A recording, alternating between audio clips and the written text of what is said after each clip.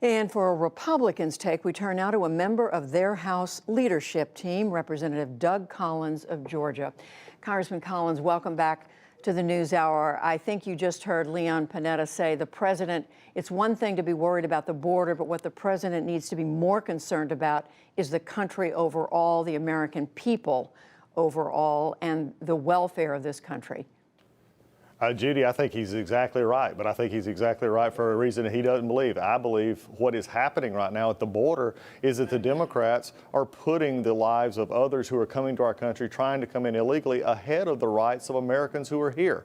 I believe the president is putting Americans first. I believe he is putting our citizenry first. And we do need to have a balanced approach. No one on the Hill, and myself and many others, and including the president, has said that the border wall or security measures are the only thing that we need. There are humanitarian assistance. There's issues of health and safety. There are issues in our laws right now that are giving, frankly, a perverse incentive for people to come across the border, to make those long, dangerous trips up here. But I think he does have it right in one respect. The president is looking out for the American people, and at the alternate time, when the Democrats will not come to the table, they're telling the American people we prefer to be on the side of those trying to break in illegally to the country and not the American citizens. I don't think Democrats certainly would not agree with that. But Congressman Collins, let me ask you about what you just said about the president's emphasis. In every conversation, he's bringing up a wall, a physical border. You just described a number of other things that it appears the parties could come to some sort of agreement on. Why does the wall itself have to be resolved before federal workers are relieved of what's going on right now? This situation where they're not getting paid and enduring hardships.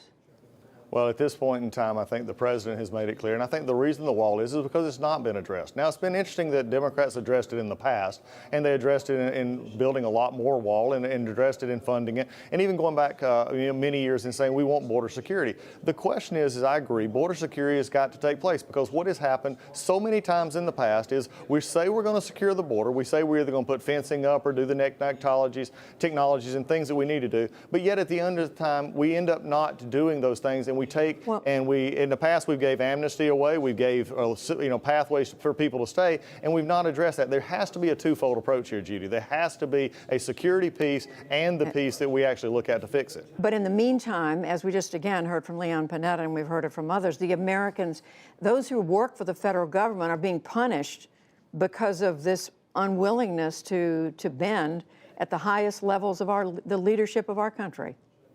Well, at this point in time, Chuck Schumer, Nancy Pelosi, I agree with the discussion that we need to have, that this is not where we need to be. But this is not simply a presidential problem. The president said we need border security and we need the wall. He's made that clear.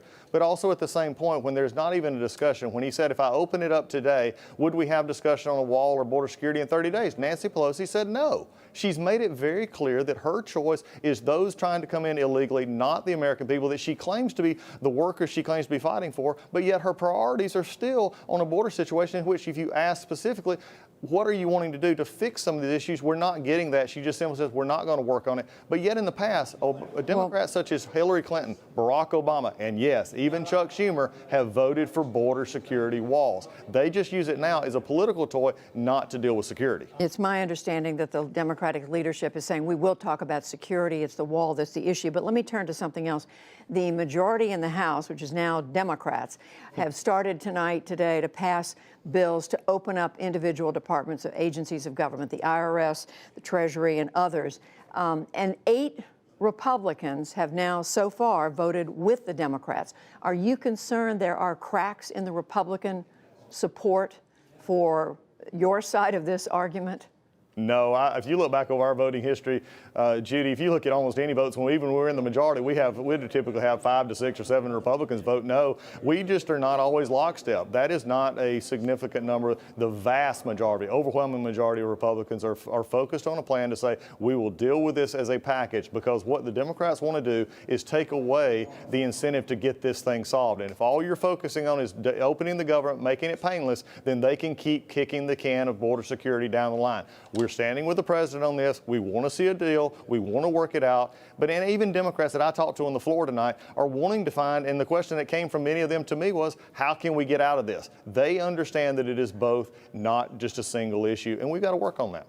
Just finally, Congressman Collins, the statistics, the numbers the president continues to cite, it's clear that some of those are just either flat out wrong or greatly exaggerated. For example, talking about the spike in illegal drugs coming across the border, those are apparently most or all of them are coming through legal ports of entry, something a wall would not address. Talking about the security crisis at the border, so much of this has to do with people seeking asylum, seeking legal asylum, but the U.S. not having the capacity to deal with that. Again, not something a wall could address. So how do you get at the core just flat out disagreement over what's true here? Well, what is true is we have over 300,000 people coming across that are detained at our border. I don't think anybody would argue that's not a large number. What is true is that 50 people a day are being referred to medical care coming across the border. They're coming across sick. They're coming across because they're willing to take lives.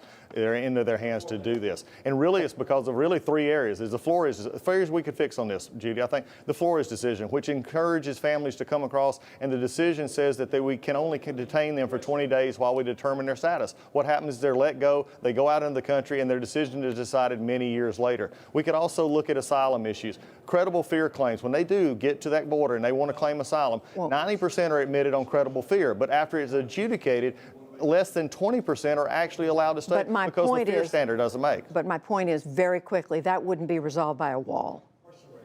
Walls, but also, Judy, not dealing with a wall, not dealing with border security, and only trying to deal with other issues. You got to take away the incentive and also take away the barrier. Border Patrol agents have actually said in the areas in which we've talked about, border walls actually work. And to deny that that happened is not true, but also to say that is the only issue is also not being a complete picture person. I want to be a complete picture person and say we need the wall, we need security, and we need to fix these perverse incentives that will send parents, will take children, separate themselves, and send them on journeys without them into the dangers that are presented there. We've got to look at this as a whole. Congressman Doug Collins from the House leadership, Republican leadership, thank you very much. Judy, it's good to see you.